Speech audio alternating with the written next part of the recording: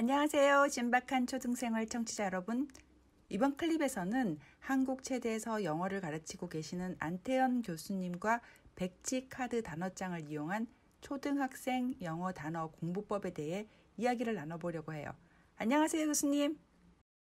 안녕하세요. 신박한 초등생활 청취자 여러분. 한국체대 교수이면서 현재 중학교 3학년, 초등학교 5학년 두 아이의 엄마인 안태현이라고 합니다. 우리나라 사교육 1번지인 대치동 근처에 살면서 영어교육 전문가로서 또 초등학생 자녀를 키우고 있는 엄마로서 어떻게 하면 영어를 좀 더 효과적으로 배우게 할 수 있을까 늘 고민하고 있는데요. 교육자로서 또 엄마로서의 제 경험을 조금이나마 공유할 수 있는 자리에 초청해 주셔서 정말 감사합니다. 참. 교수님께서는 예전에 중학교 영어 교사도 하셨고 영어 전문 학원에서 초등학생을 가르친 경험도 있으신 걸로 알고 있는데요. 그럼 교수님께서는 아이들 영어를 사교육 없이 직접 가르치셨겠네요? 그랬으면 정말 좋겠지만 그렇게는 못하고 있어요. 아무래도 자기 자식을 가르친다는 게 제가 맡은 학생을 가르치는 것보다는 많은 인내심을 요구하기 때문에 정말 쉽지가 않더라고요. 그래서 학습지나 학원의 힘을 빌려가면서 중간중간 아이가 지쳐할 때나 다음 단계로 올라가기 전에 부족한 부분이 보일 때 그걸 채우는 정도로만 제가 지도하고 있고요. 무엇보다 아이가 영어에 대한 흥미를 잃지 않도록 아이의 성향과 특성에 맞는 공부법을 찾으려고 애쓰고 있습니다. 그럼 오늘 소개해 주시려는 영어 단어 학습법도 아이들과 직접 해보신 건가요?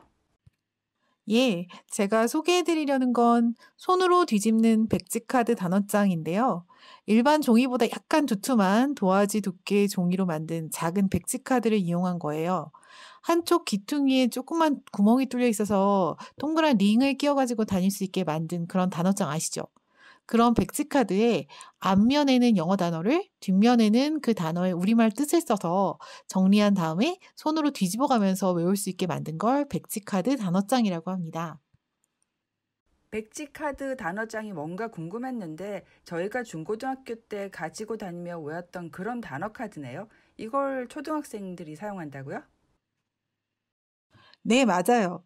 백지카드 단어장 하면 학교 쉬는 시간이나 화장실 갈 때, 아니면 버스를 기다릴 때 짜투리 시간을 활용해서 영어 단어를 공부하려는 고등학생들이 많이 사용하는 걸로 알고 계신데요. 저는 오히려 초등학생들한테 권하고 싶은 방법이에요. 일단 단어장이나 어휘집 같은 걸 눈으로만 보거나 밑줄 치면서 외우는 것보다는 내가 직접 손으로 쓴 단어 카드를 나열해 놓고 하나씩 뒤집어 가면서 외우는 게 훨씬 더 재밌거든요. 초등학교 아이들한테는 손을 사용하는 교구를 이용하는 게 학습에 효과적이라고 하잖아요. 단어 카드를 뒤집어 가면서 외우면 내가 외운 단어 카드는 쉽게 골라낼 수 있으니까 앞으로 외울 단어 카드가 줄어가는 걸 눈으로 보는 즐거움도 있고요. 또 내가 외운 단어와 아직 완전히 익히지 못한 단어를 쉽게 분류해서 보관할 수 있다는 장점도 있어요. 무엇보다 내가 공부한 단어량을 단어카드가 쌓인 두께로 확인할 수 있어서 아이가 스스로 성취감을 느껴가며 공부할 수 있는 방법이라고 생각해요. 실제로 저희 큰아이가 영어를 본격적으로 공부하기 시작한 초등학교 4학년 때 처음 시도해서 1년 정도 했었고요. 5학년인 둘째 아이와는 현재 6개월째 같이 진행하고 있습니다. 백지카드에 아이들이 직접 단어를 쓰고 손으로 넘겨가며 외운다는 건데 요즘은 시중에 나와 있는 단어 카드도 많잖아요. 그런 걸 대신 활용하면 안 되나요? 말씀하신 대로 요즘에는 초등학생을 위한 영어 단어 카드가 시중에 많이 나와 있어요. 그중에는 게임식으로 영어 단어를 익힐 수 있게 만든 것도 있고요. 그런데 영어 지문을 본격적으로 읽고 해석하기 시작하는 초등 고학년한테는 짧은 시간에 많은 어휘를 익히게 하는데 이런 단어 카드들이 한계가 있는 것 같아요. 만약 여러분의 자녀가 영어 동화책이든 리딩 문제집이든 문장 속에서 단어를 익히는 걸 이제 막 시작했다면 지문에서 접한 단어를 백지카드 단어장에 정리해서 외우도록 한번 해보시라고 권해드리고 싶어요. 저희 아이들의 경우에는 학원이나 학습지에서 나가는 진도에 맞춰서 그날 아니면 그 주에 배운 지문을 다시 한번 읽어보면서 잘 모르는 단어는 백지카드 단어장에 쓰게 했어요. 단어 뜻은 네이버 사전 검색을 이용해서 검색하게 했고요. 검색하면 단어 뜻이 여러 개 나오는 경우들도 있는데요. 그럴 때는 지문 속에서 어떤 뜻으로 사용됐는지 보고 그 뜻만 적도록 했어요. 예를 들어서 hard 같은 단어는 단단한이라는 뜻하고 열심히, 어려운 이란 여러 개의 뜻이 있거든요. 그 뜻을 다 쓰게 하는 대신에 아이가 읽은 지문에서 열심히라는 뜻으로 사용됐으면 그 뜻 한 개만 적도록 했어요.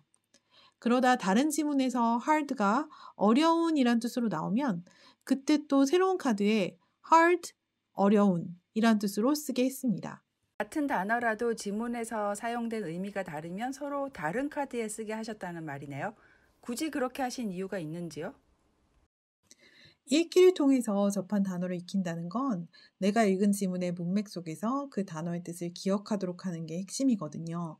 근데 hard라는 단어를 아이가 잘 모른다고 그 뜻을 단어 카드에 모두 정리하게 하면 그걸 아이가 과연 다 소화할 수 있을까요? 아이가 백지 단어 카드에 자기가 쓴 단어를 보면서 아, 이 단어 지난번 그 동화책 어떤 장면에서 나온 건데 거기서 무슨 뜻이었더라? 하고 떠올리도록 하는 게 백지 단어 카드를 이용한 단어 학습의 목적이에요. 아이가 단어 카드를 보고 뜻을 완벽하게 기억해내지 못하더라도 아, 이거 거기서 나왔었는데 하는 순간 이미 암기는 이루어지고 있는 거예요. 백지 카드 단어장을 정리하는 요령이 또 뭐가 있을까요? 가장 난해한 경우가 동사인데요. 동사는 ing나 ed 같은 것들이 붙는 경우가 많아서 지문 속 형태 그대로 가져다 쓰면 동사의 원형이 뭔지 잘 모르겠는 경우가 많아요. 그래서 저는 동사 같은 경우는 웬만하면 동사의 원형을 쓰도록 했어요. 읽기 지문에는 enjoyed, enjoys처럼 ed나 s가 붙은 형태로 나와도 이걸 떼고 정리하도록 하는 거죠. 아직 문법을 잘 모르는 초등학생들이라도 동사의 원형을 구분하는 감각을 키우는데 이게 도움이 되거든요. 단, 동사의 불규칙 과거형은 단어의 모양 자체만 보고 동사 원형을 알아내기 어렵기 때문에 굳이 원형을 찾아 쓰게 하는 대신에 과거형 그대로 단어 카드에 쓰게 했어요. 예를 들어서 먹다라는 단어인 eat의 과거형은 ate인데요. ate를 아이가 모르면 동사 원형인 eat를 쓰게 하는 대신에 ate, 먹었다로 정리하게 하는 거죠. 학원에서 동사의 불규칙 3단 변화를 외우기 전에는 쭉 이런 식으로 단어를 정리해서 외우게 했어요. 그럼 그날 정리한 단어는 그날 모두 외우도록 했나요? 아니요. 백지 단어 카드는 새로운 동화책이나 읽기 지문을 배울 때마다 정리를 하되 외울 단어의 수는 아이가 소화할 수 있는 정도를 고려해서 7개씩 매일 외우도록 했어요.